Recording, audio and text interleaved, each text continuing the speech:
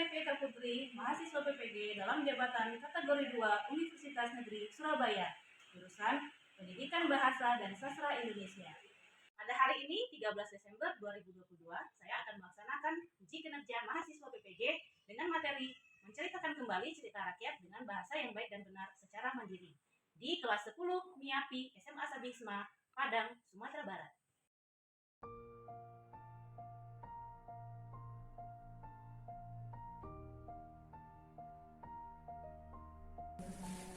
Assalamualaikum warahmatullahi wabarakatuh. Perkenalkan, saya Walkuris Marofika dan kami dari kelas 10 IPAS SMA Sabisma Padang siap membantu saudara Sinta dalam kegiatan uji kinerja. Sukses Sinta. Assalamualaikum warahmatullahi wabarakatuh.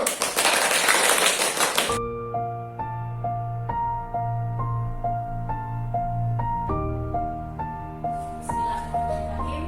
Assalamualaikum warahmatullahi wabarakatuh. Waalaikumsalam warahmatullahi wabarakatuh. Alhamdulillah. Bagaimana kabar anak-anak ustazah hari ini? Alhamdulillah, ana bi khair, Allahu akbar. Sekali lagi, bagaimana kabarmu hari ini? Alhamdulillah, ana bi khair, Allahu akbar. Alhamdulillah, masih semangat ya di pembelajaran kita di jam terakhir ini. Ya, mudah-mudahan anak-anak ustazah masih menjaga semangatnya sampai nanti pembelajaran kita berakhir atau selesai. Namun sebelum kita memulai pembelajaran hari ini, alangkah baiknya kita mulai pembelajaran kita dengan berdoa. Ketua kelas tolong pimpin doanya. Ista'idna. Ta'azim.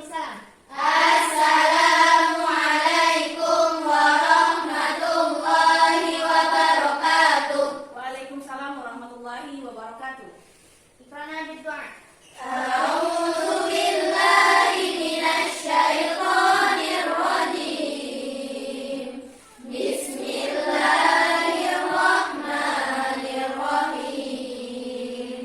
Allahumma aghnina bil ilmi wa zayyinna bil ilmi wa akrimna bit taqwa wa jammilna bil afiyah. Rabbana zidna ilma warzuqna fahma. Amin.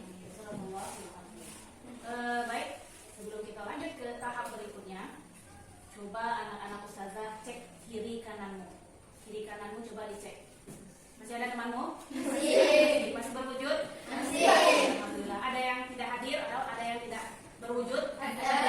Siapa? Zikra. Zikra. Zikra kemana? Kerja. Oke, sudah berapa hari? Hari Senin. Di mana Zikra sekarang? Di rumah.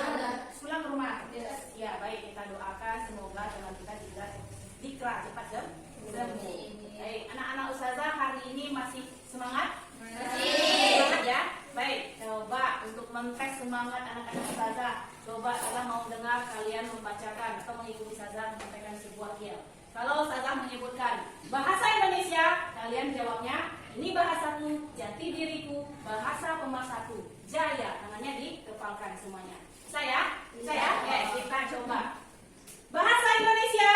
Ini bahasaku, jati diriku, bahasa pemersatu, jaya. Oke, kita ulang sekali lagi. Bahasa Indonesia. Ini bahasaku, jati diriku, bahasa pemersatu, jaya. Beri aplaus untuk kita. Oke, terima kasih anak-anak ustazah masih menjaga semangatnya untuk belajar di siang hari ini. Baik, sebelum kita lanjut ke tahap berikutnya, ustazah mau bertanya. Anak-anak ustazah masih ingat apa pembelajaran kita minggu lalu?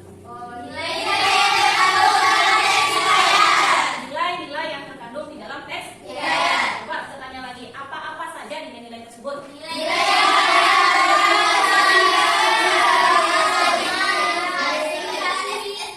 Nilai estetika, nilai moral, nilai religius, nilai edukasi, nilai sosial, nilai budaya, nilai estetika. Estetika itu nilai yang berhubungan dengan keindahan. Oke, ternyata anak-anak kita masih ingat pembelajarannya minggu lalu.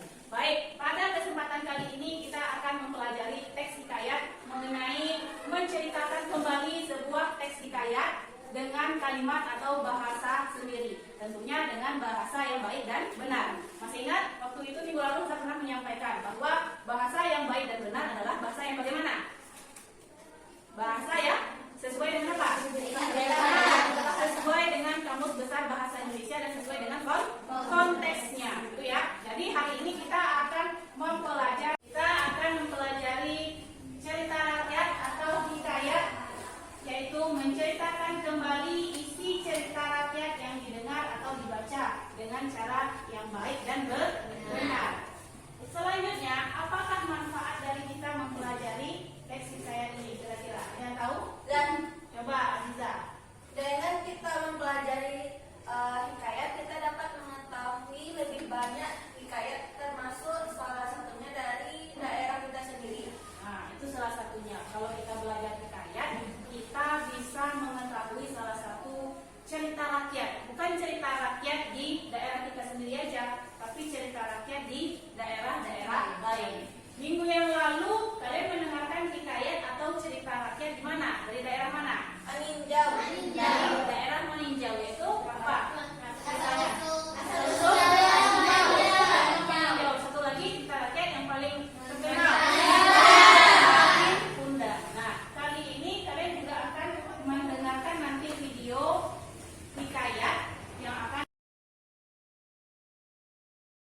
Nah, selanjutnya Saza akan memperdengarkan sebuah video. Nah, dari video ini nanti kalian temukan apa ciri-ciri yang terkandung di dalam video yang akan Saza tayangkan. Kalian udah belajar kan sebelumnya ciri-ciri dari teks hikayat. Temukan nanti ciri-ciri apa yang kalian dapati di dalam tayangan video ini. Silakan anak-anak Ustazah amati video ini.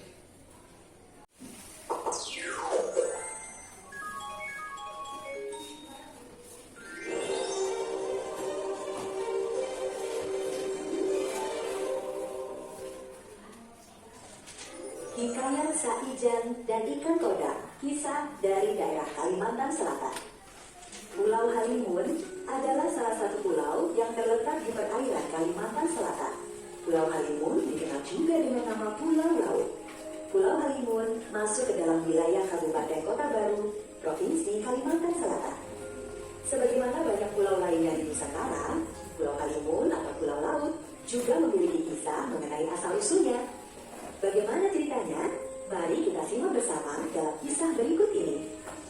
Pada suatu hari, ada seorang sakti mandraguna yang bernama Datuk Mabrur.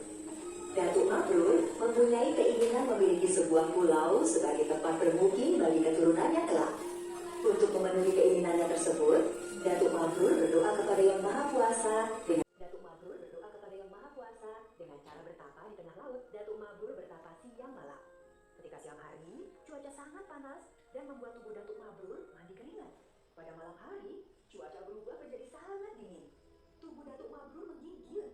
Namun, demi mencapai keinginannya, tidak sedikit pun Datuk Mabrur bergerak dari posisinya bertapa. Beberapa bulan sejak bertapa, laut di sekitar Datuk Mabrur sering mengalami badai dengan gelombang yang besar, hujan deras disertai angin dan petir menyambar ke sana-kemari. Meskipun berada di tengah badai, Datuk Mabrur tidak sedikit pun pulau laut karena muncul dari dasar lautan. Sedangkan Saijan, apakah artinya? Saijan berarti satu hati, seia sekata, atau semufakat. Kisah Datuk Mabrur dan Ikan Todak tersebut kemudian hari menjadi ilham untuk lambang dan moto Kabupaten Kota Baru. Sudah diperhatikan tadi tayangannya tadi? Sudah. Ceritanya tentang apa? Saijan dan Ikan Toda. Sebelum anak-anak Ustazah menonton tayangan video tadi, tahu nggak ceritanya dari mana? Belum menonton tayangannya? Tidak tahu. Kalau kita sudah tonton atau kita baca teksnya, kita baca ceritanya, baru kita tahu kalau tayangan tadi itu asal muasalnya dari Kalimantan Selatan, tempatnya di Kota Baru. Jadi lambang dari Kalimantan Selatan itu ada gambar ikan toda yang moncongnya panjang runcing ke depan tadi, ya kan? Nah itu dia. Nah berdasarkan gambar dan berdasarkan tayangan video tadi, hikayat tadi, kira-kira ada nggak anak-anak Ustazah menemukan ciri dalam video tadi? Ada enggak? Ada apa? Kesaktian. Kesaktian siapa? Zahwa. Datuk Mabrur. Kenapa si Datuk Mabrur itu sakti kata Zahwa? Dia bisa duduk di permukaan air, ya kan? Coba siapa bisa duduk di permukaan air? Nggak bisa kan? Masa tenggelam. Jadi nggak pandai berenang, ya kan? Ya kan? Nggak bisa. Ya kan? Nah, tapi karena dia diceritakan dia mempunyai kesaktian. Salah satunya dia bisa duduk di atas air. Dia bertapa di atas air bertahun-tahun. Selain itu, jadi apa yang kalian temukan di video tersebut? Apa Jana? Ada ikan. Kemustahilan kata si Jana. Kemustahilan apa? Karena si ikan itu bisa berbicara dengan si Datuk Mabrur. Kemustahilan. Selanjutnya, jadi yang berikutnya. Tadi sifat bilang apa tadi? Raja ikan. Jadi cerita di dalam hikayat itu dia bersifat istana sentris. Istana sentris itu ceritanya berhubungan dengan cerita kerajaan. Jadi ada raja. Kalau ada Datuk Mabrur, berarti ada pula si raja ikan. Itu dari sekian banyak anggotanya, dialah yang bisa tadi si rajanya. Ada lagi ditemukan? Nah, apalagi kalau si Salma bilang sosialnya. Apa sosialnya dari cerita tersebut? Si ikan yang menolong si Datuk Mabrur. Kalau Salma mengambil dari nilai-nilai yang terkandung di dalam video tersebut, si ikan kodak tersebut menolong si Datuk Mabrur supaya bisa dia dibuatkan sebuah pulau. Sampai di sini ada pertanyaan? Tidak ada pertanyaan. Baik, kalau tidak ada pertanyaan, berikut saya akan menyampaikan bahwa di dalam sebuah hikayat itu dia mempunyai ciri-ciri. Ciri-ciri yang membedakan dengan cerpen. Iya enggak? Ya. Apa ciri utama yang ketika kalian pertama kali belajar hikayat, apa yang kalian temukan? Bahasa. Bahasanya bagaimana? Bahasa kuno. Kebanyakan menggunakan bahasa kuno klasik kuno. Ya kan? Salah satunya menggunakan kata klasik kuno itu apa yang sering kali kalian dengar? Bersemula. Bersemula itu sebenarnya artinya apa? Mula-mula, ada mulanya. Apa lagi? Kata itu artinya apa? Kemudian hingga, maka di sana bisa. Jadi ada kata-kata arkais yang dijumpai pada cerita hikayat atau teks hikayat. Selain itu, apalagi ciri-ciri yang kalian temukan di sana? Dia ceritanya berisi tentang latar belakang kerajaan. Terus ceritanya berisi tentang kemustahilan. Kemustahilan yang bagaimana? Yang tidak bisa dinalar. Ada ikan bisa bicara. Ada ikan yang bijaksana. Tidak ada, itu sekadar cerita. Terus cerita tadi itu siapa penulisnya? Tahu? Istilahnya kata si Zara, dia bersifat anonim. Jadi anonim itu adalah sebuah karya, salah satunya hikayat. Tidak tahu siapa pengarangnya, siapa penulisnya tidak tahu. Karena ceritanya berlangsung dari orang ke orang, dari lisan ke lisan, dari mulut ke mulut. Bukan cerita hikayat tadi saja, tapi cerita Ratu Malin Kundang. Tahu kita penulisnya? Tidak. Makanya dia bersifat anonim. Apalagi ciri yang kalian temui? Bersifat tradisional. Bersifat tradisional karena dia berhubungan dengan daerah tempat kejadian itu terjadi. Jadi ada ciri-ciri atau karakteristik yang membedakan antara hikayat dengan cerpen. Nah, selanjutnya, ketika kita dari hikayat tadi, ketika kita mau menceritakan kembali hikayat, tentu ada langkah-langkah yang mau kita tempuh. Yang pertama apa? Kita harus membaca dan menyimak video tersebut. Yang kedua, dicari kata-kata sulit pengertiannya apa. Yang ketiga, ide pokoknya apa, ide pokok cerita. Yang keempat baru ceritakan dengan bahasa dan kalimat yang mudah dipahami. Baik, tahap selanjutnya Saza akan memberikan sebuah lembar kerja. Namun sebelum Saza memberikan lembar kerja, silakan anak Saza duduk berkelompok. Nah, duduk berkelompoknya tidak usah lama betul, cepat pergerakannya. Duduknya berhadapan saja 3 kelompok. Kelompoknya sesuai dengan kelompok yang minggu sebelumnya yang sudah kita bagi. Minggu kemarin sudah bagi kan? Duduk sesuai kelompoknya. Silakan langsung bergerak. Berhadapan ya. Berhadapan satu sama lain.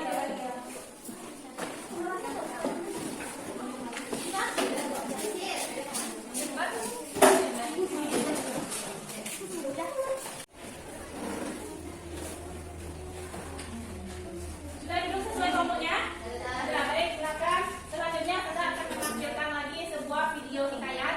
Nah, dari video hikayat ini anak-anak Saza boleh mencatat bagian-bagian penting terkait dengan ciri atau karakteristik yang terdapat di dalam tayangan video ini. Nah, ciri yang kalian catat ini nanti akan menjadi pembantu untuk menulis dituangkan di dalam LKPD. Nah, ini dia videonya, yaitu judulnya Hikayat Bayang Budiman.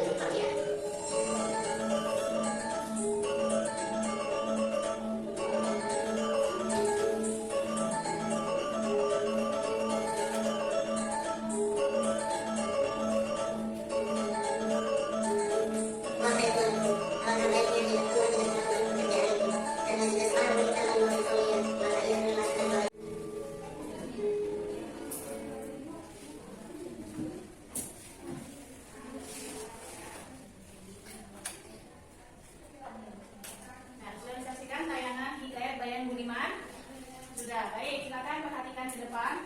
Nanti saya akan membagikan LKPD-nya, cara mengerjakannya, instruksi cara mengerjakannya. Ini dia lembar kerjanya. Nah, ini ada identitas sekolah. Terus di sini ada tujuan pembelajaran, menceritakan kembali isi hikayat yang didengar atau dibaca dengan bahasa yang baik dan benar. Nah, di sini ada identitas kelompok. Nanti yang mengerjakan kita berdiskusi, salah satu perwakilan saja nanti yang akan menyampaikan ke depan. Nah, inilah salah satu kelompok atau temanmu yang bagus nanti penampilannya, yang kamu percayakan. Terus petunjuk kegiatan di sini siswa memperhatikan tayangan video sudah tadi ya. Yang kedua berdiskusi, yang ketiga menuliskan hasil diskusi pada lembaran kerja, yang keempat menceritakan kembali hikayat dengan kalimat atau bahasa sendiri. Nah, ini dia tabelnya. Silakan kalian pindahkan nanti. Yang pertama temukan dulu karakteristiknya apa, tulis di sini. Nah, pembuktiannya apa? Boleh kalian bikin berbentuk kalimat, boleh buktinya dengan pernyataan, juga boleh.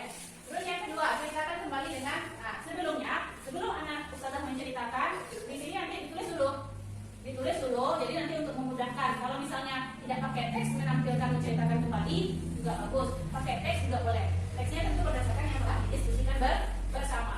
Nah, sampai di sini ada pertanyaan? Ada pertanyaan? Tidak, bisa ya dipahami?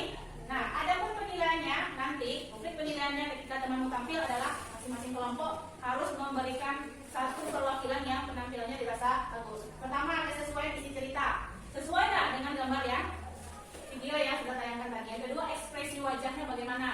Terus yang ketiga, penggunaan bahasanya bagaimana. Yang keempat, gerakannya bagaimana. Ucapan, intonasi, pengaturan jeda, intensitas dan kelancaran berbicara. Terus diksi. Diksi berhubungan dengan pilihan kata yang disampaikannya nanti. Terus terakhir ada sistematika.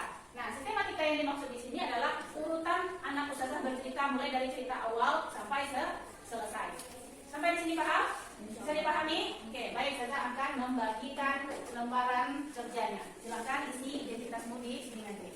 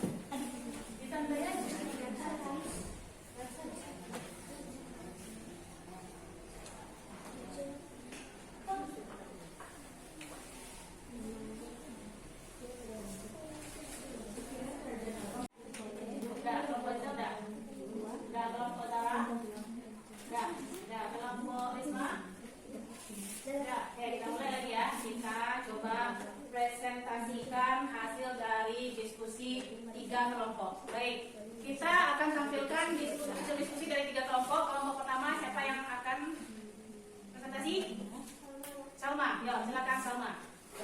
Baiklah, saya sama Sofika dari kelompok 1 akan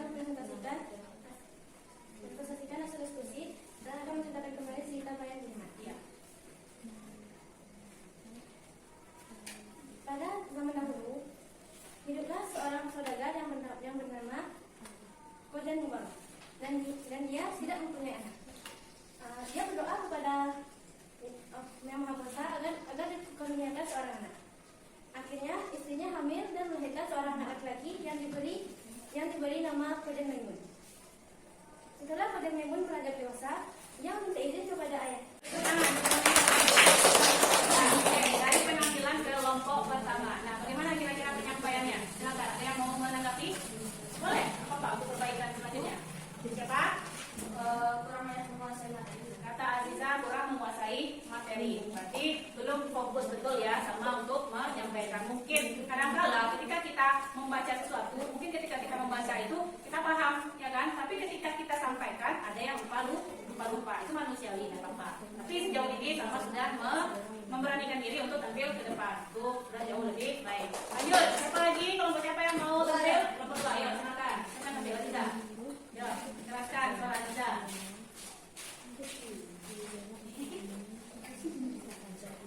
Assalamualaikum warahmatullahi wabarakatuh. Waalaikumsalam warahmatullahi wabarakatuh.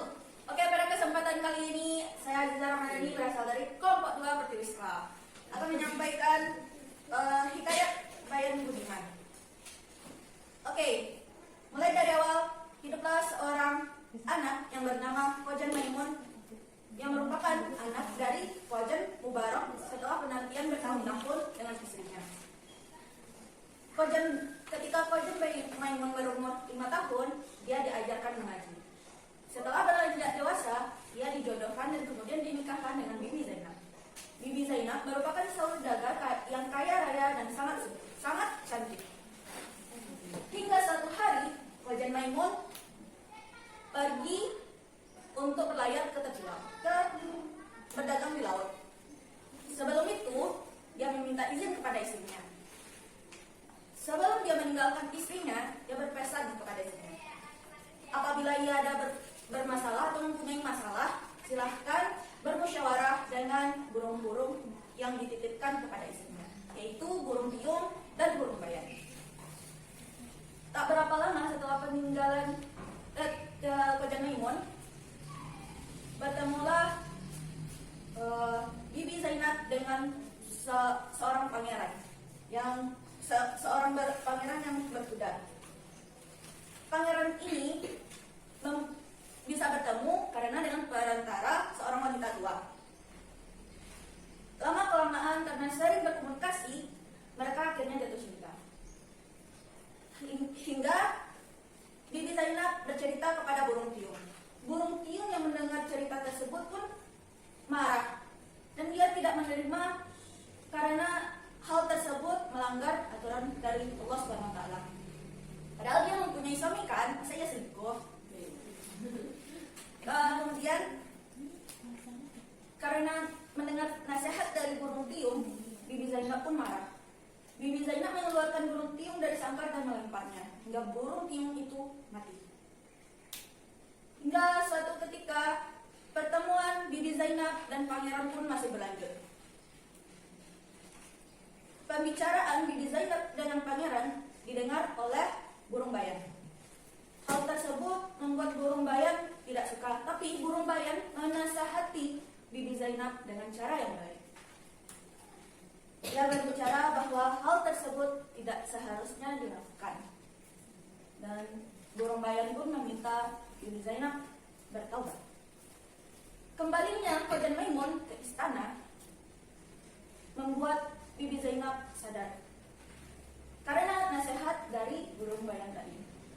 Hingga dia memantaskan diri bahwa ia merupakan satu-satunya istri dari Kojan Maimun. Sekian dari cerita saya. Mohon maaf apabila ada kesalahan. Saya akhiri dengan salam. Assalamualaikum warahmatullahi wabarakatuh. Oke, tadi sudah 2 kelompok yang tampil. Maaf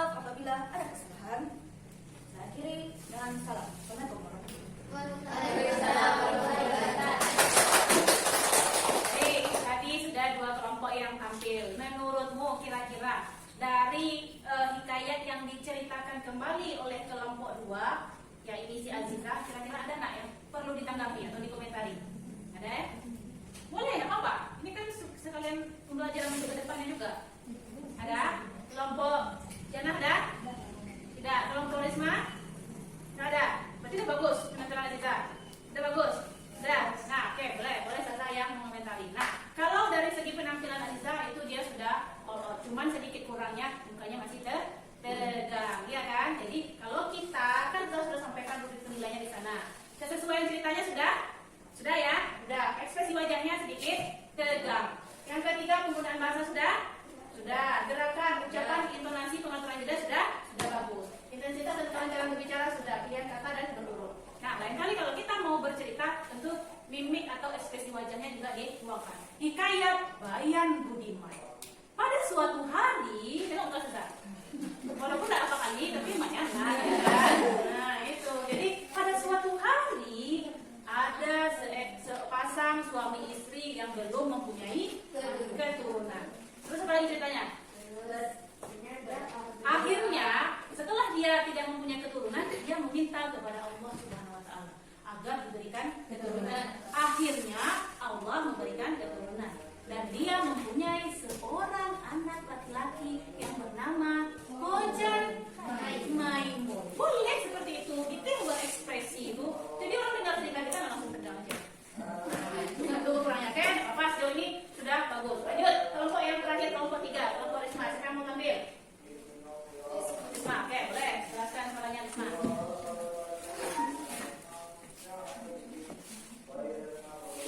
Assalamualaikum warahmatullahi wabarakatuh. Waalaikumsalam warahmatullahi wabarakatuh. Baiklah, saya Nurroga dari kelompok 3 akan menampilkan hasil diskusi kelompok kami. Baiklah, saya akan menceritakan tentang hikayat yang berjudul Bayan Budiman. Pada zaman dahulu, hiduplah sepasang suami istri yang belum dikaruniai anak, yaitu suaminya yang bernama Khojan Mubarak. Setelah penantian beberapa tahun lamanya, dengan izin Allah, mereka pun dikaruniai seorang anak yang diberi nama Khojan Maimun. Beranjak usia 5 tahun, Khojan Maimun disuruh untuk belajar mengaji kepada seorang guru ngaji. Beberapa tahun kemudian, pada usia 15 tahun, Khojan Maimun dinikahkan dengan Bibi Zainab, seorang yang kaya raya dan rupawan. Setelah beberapa lama pernikahan, Khojan Maimun dan Bibi Zainab membeli 2 ekor burung, yaitu burung piung dan burung bayan. Lalu, selang beberapa lama kemudian, Khojan Maimun akhirnya tertarik untuk berdagang di laut. Dan ia menitipkan pesan kepada Bibi Zainab bahwa jika ada suatu permasalahan, maka bermusyawarahlah dengan burung piung dan burung bayan. Lalu Khojan Maimun pun pergi. Berapa lama kemudian, setelah ditinggal oleh Khojan Maimun, Bibi Zainab dia berdiri di depan istananya dan ada seorang anak raja yang sedang berkuda yang melihat kecantikan Bibi Zainab. Lalu anak raja tersebut dan Bibi Zainab akhirnya jatuh cinta. Lalu mereka pun bertemu yang diperantarai oleh seorang perempuan tua. Setelah itu Bibi Zainab pun berceritalah atau bermusyawarahlah dengan 2 ekor burung yaitu burung piung dan burung bayan, sesuai dengan instruksi dari suaminya. Mereka bermusyawarah, tetapi burung piung tidak setuju. Dan akhirnya Bibi Zainab marah kepada burung piung dan dilemparkannya sangkarnya hingga mati. Melihat kejadian itu, burung bayan pun ketakutan, merasa takut karena dia pun takut untuk dilempar sangkarnya ke bawah hingga mati. Akhirnya burung bayan pun mengatakan, baiklah Bibi Zainab, pergilah bersama anak raja. Aku merestuinya, tapi resikonya tanggunglah padaku. Oleh karena itu akhirnya Bibi Zainab dan anak raja pun pergi bersama. Dan beberapa tahun